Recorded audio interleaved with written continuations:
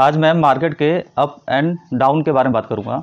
मतलब जो मार्केट का उतार चढ़ाव होता है उसको कैसे हैंडल करना है।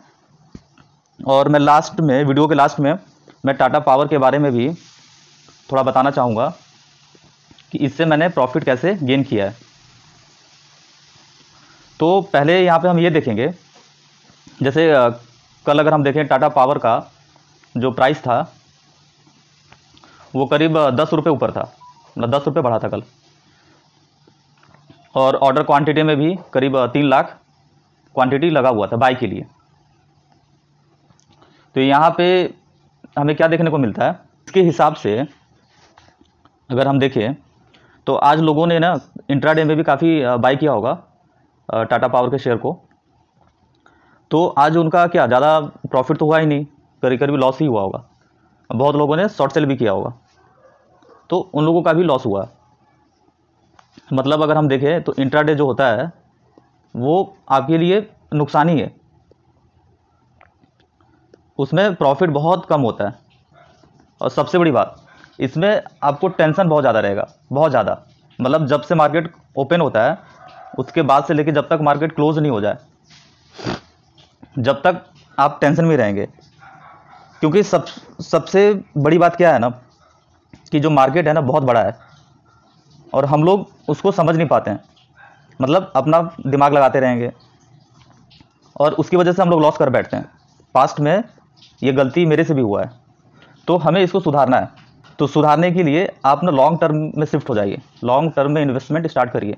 लॉन्ग टर्म का मतलब 1 महीने भी हो सकता है, 2 महीने भी हो सकता है, 6 महीने भी हो सकता है, फिर 1 साल भी हो सकता है। फिर उसके बाद आप जितना आपके अंदर कैपेसिटी है उतना होल्ड कीजिए।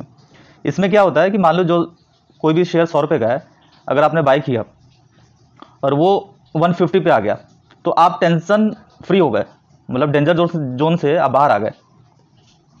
अब 150 पे आ गया तो वहाँ पे अगर 20 रुपये भी गिरता तो आपका फिर भी प्रॉफिट रहेगा।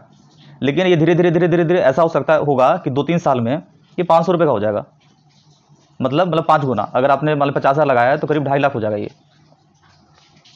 तो कितना अच्छा ऑप्शन है, लॉन्ग टर्म से आप प्रॉफिट ज़्यादा कमा सकते हैं। वो भी पता है क्या, बिना रिस्क के, बिना टेंशन के, और साथ ही साथ अपना जो लाइफ है ना वो भी एंजॉय कर पाएंगे आप, क्योंकि आपको टेंशन नहीं है। शेयर को शेयर मत समझो, आप शेयर को शेयर मत समझो, एक प्रॉपर्टी समझो। प्रॉपर्टी क्यों? क्योंकि प्रॉपर्टी में हम लोग क्या करते हैं, जैसे कोई भी प्रॉपर्टी हमने बाई किया, जैसे कोई ज़मीन हो या कोई घर हो, हम लोग बाई करके छोड़ देते हैं और उसको मतलब 15 साल 20 साल जब तक हमें लगता है, जब तक उसको हम रखते हैं तो उसका पैसा कितना बढ़ जाता है। तो शेयर को भी आप उसी हिसाब से देखिए। खरीदने के पहले बहुत रिसर्च कीजिए, हर चीज़ कर लीजिए आप, उसका फंडामेंटल टेक्निकल हर चीज़ एनालिसिस कर लीजिए आप। उसके बाद अगर आपने खरीद लिया तो उसको अपना प्रॉपर्टी समझिए। ये नहीं कि आज खरीदा और 2 दिन के बाद या 10 दिन के बाद बेच दिया, उससे आपको प्रॉफिट नहीं मिलेगा। उसको होल्ड कीजिए, उसको आप प्रॉपर्टी समझिएगा ना तो आपको बेचने का मन नहीं करेगा।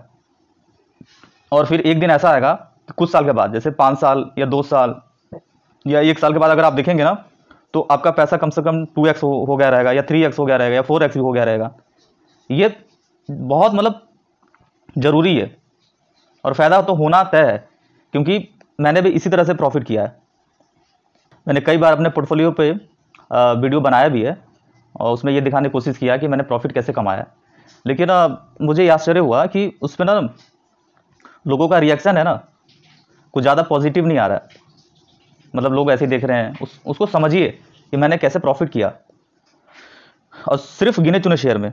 मतलब देखा जाए तो हैप्पीएस्ट माइंड से मुझे प्रॉफिट हुआ, प्लस में ओरेकल से प्रॉफिट हुआ, प्लस में टाटा पावर से प्रॉफिट हुआ। टाटा पावर से मुझे ज़्यादा प्रॉफिट हुआ। तो ये चीज़ आप समझिए। लास्ट में मैं टाटा पावर के बारे में भी कुछ बताना चाहूँगा। तो हम गूगल के पेज पे आएंगे। गूगल के पेज पे आने के बाद हमें क्या दिखता है कि Tata power renewable energy reports standard net loss 13 crore. मतलब क्वार्टर, जो दिसंबर का क्वार्टर है उसमें 13 करोड़ का नेट लॉस। और आगे भी हम अगर देखेंगे तो इसमें थोड़ा डिटेल से दिया हुआ है, लिखा हुआ है net loss of Tata power renewable energy reported to 13 crore quarter end December 2021 against net loss 8 crore during the previous quarter end of 2020। यानी पिछले साल दिसंबर का अगर हम क्वार्टर देखें 2020 का, तो यहाँ पे करीब 8 करोड़ का नुकसान हुआ था और इस बार 13 करोड़ का नुकसान हुआ, यानी 5 करोड़ का फर्क है। सेल्स रोज 7%, लेकिन इसका जो सेल है ना वो करीब 7% के हिसाब से बढ़ा है। ये काफ़ी अच्छी बात है।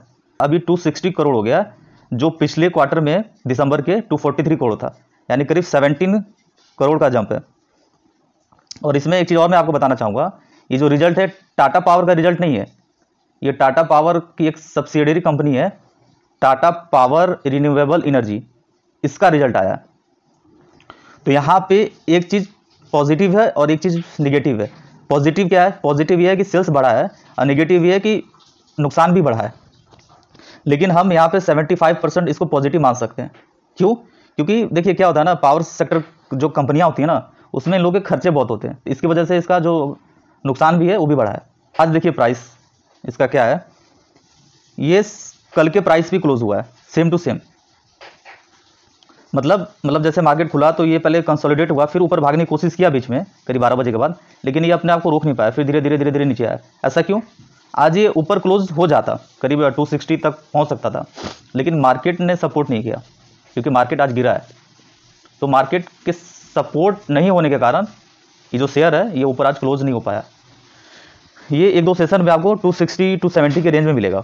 इसका जो डिलीवरी परसेंटेज देखें तो यहाँ पे आपको क्या दिख रहा है, आज 22% है, करीब 3 करोड़ क्वांटिटी ट्रेड हुआ है, और 60 लाख करीब लोगों ने डिलीवरी उठाया है, और सेल में करीब 16,000 क्वांटिटी लगा हुआ है सेल क्वांटिटी में।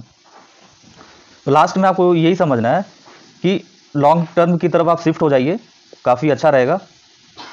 वीडियो को लाइक और कमेंट करें इस पर, और सब्सक्राइब करना भी ना भूलें। तो मैं आपसे नेक्स्ट वीडियो में मिलता हूँ। बेस्ट ऑफ लक, अपना और अपनी फैमिली का ख्याल रखें।